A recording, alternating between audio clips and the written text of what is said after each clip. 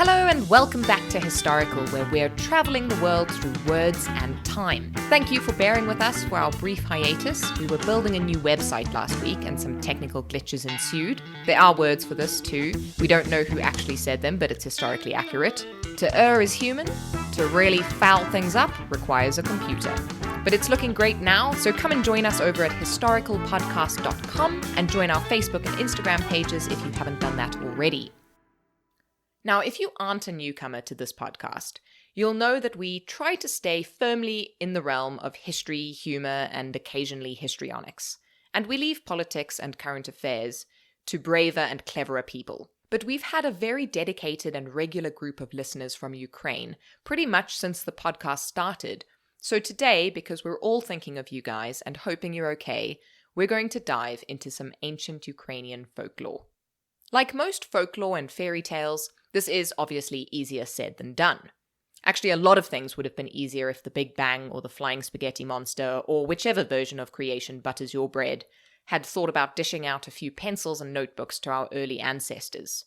Although we have pencils and notebooks now, and we seem to be making a right mess of things at the moment, so what do I know? Either way, our early ancestors all over the globe were very busy going about the daily rigmarole of trying not to be killed and eaten. And when the dinner gongs sounded, they were beat. As we can all relate, the last thing you want to do after a hard day of hunting/running away from lions, tigers, or bears is to pick up a book and to try, in capital letters, to improve yourself. Add to that the tedious task of inventing a written language and pencils with erasers that don't smudge, and you can probably understand why oral traditions were so prevalent in so many places for so long. Ancient Ukrainian folktales seem to have fallen into four main categories: magic, animals, social problems, and history. Of course, as we'll see in a minute, there's a lot of mashup between categories, so it's not always clear-cut. And by the time they were really collated in any way that has survived, Christianity had arrived. Many of these old stories changed slightly to reflect the changing beliefs of the people who told them, or to appease the torture-happy people they were told to. Other stories stayed completely the same because, frankly, magical dragons don't give a damn. We've got one of the animal variety today, for no other reason except that I like it. It's like a more dope Cinderella with less ridiculous talking animals and fewer irritating songs. This is Oksana and the Cow's Head. Oksana is a young girl with all the qualities folktales like young girls to have.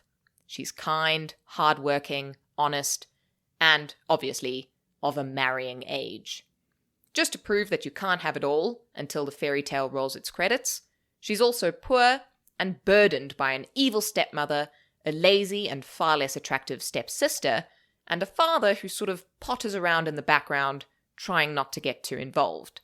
Day after day, Oksana is made to scrub the floor and wash the laundry, while her stepsister lounges about like a pre-90s Dudley Dursley, eating Kit Kats and pointing out whenever Oksana misses a spot. Until one day, when the Kit Kats dry up and the winter comes knocking, and the family of 4 only has enough shilling for a family of 3. The evil stepmother does what evil stepmothers all over are wont to do. Seriously, all over. There must be a manual, or a dummy's guide, or a YouTube tutorial. She convinces Oksana's father to banish her to a cottage in the woods. And he agrees, because the stepmother is really mean, and he just wants to be left alone to watch the sports channel in peace. Of course, he doesn't really leave Oksana to fend completely by herself. He gives her a loaf of bread and some cheese. Don't forget the cheese. It really clinches his Dad of the Year award. But this isn't Cinderella. And the moral of the story isn't that anyone can bag a prince if they let a stranger give them a bath. Oksana is brave, practical, and resourceful, 3 qualities that are really celebrated in many Ukrainian folktales. So instead of dissolving into a puddle of tears, or maybe afterwards, because actually crying seems like a perfectly valid reaction here, she gathers up some wood and makes a fire in the empty grate. Realizing that man, or girl, cannot live on bread or cheese alone, she builds a snare out of tree branches and catches a rabbit for dinner. She makes a delicious rabbit stew, proving that most of the obscure spices recipe books tell you to buy are hokum, and falls asleep. At midnight, she wakes up.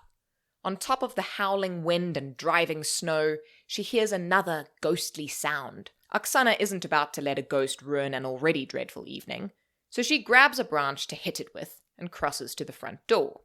As a sidebar, I don't think Oksana really gets the concept of ghosts, but never mind. Swinging the door open, she is surprised, although not enough in my humble view, to see a cow's head on the threshold. The rest of the cow has declined to come along, presumably having strong views on going out in inclement weather. Oksana is horrified and asks the cow's head who it is. The cow's head replies that it is a cow's head. Oksana, looking down at it, realizes that the cow's head is, in fact, correct. Then the cow's head deviates slightly from sense and tells her that it is cold and hungry and tired. Like all people in all fairy tales, Oksana elects not to A. slam the door, B. march herself out for a drug test, or C. point out to the cow that it has no stomach. Instead, she wraps it up in a nice warm blanket, sets it in front of the fire, and gives it the rest of her stew. This is apparently a carnivorous cow's head.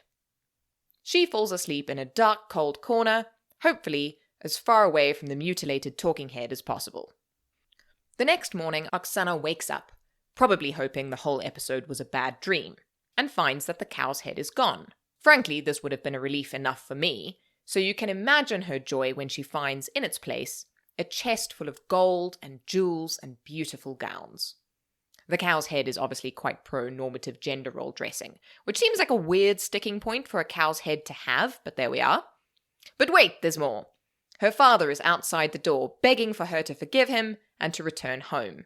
Oksana is so overwhelmed with emotion at the revelation that her father is not, in fact, a heartless cotton-headed ninny-muggins, that she abandons the treasure and skips happily all the way home. Her father, declining to skip, citing rheumatism, tells the whole town what a stand-up kid his daughter is.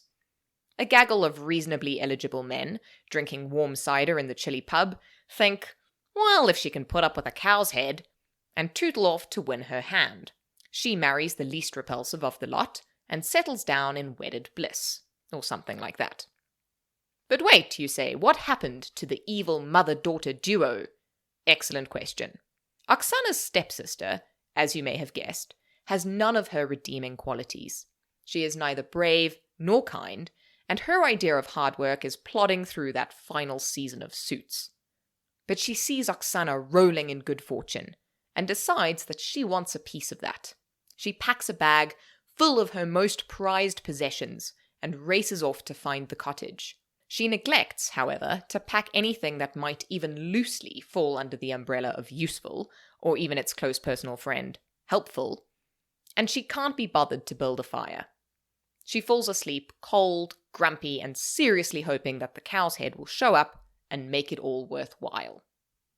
The cow's head, famously a stickler for routine, shows up on the stroke of midnight as expected.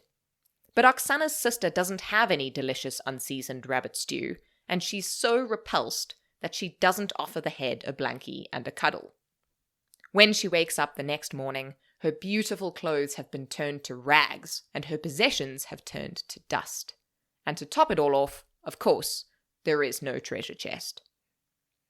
All fairy tales have a moral, because that's how you teach pre-TikTok era children how not to be rubbish adults. And usually the moral reveals something really important about the culture and what it values, which makes the moral of today's story quite fitting.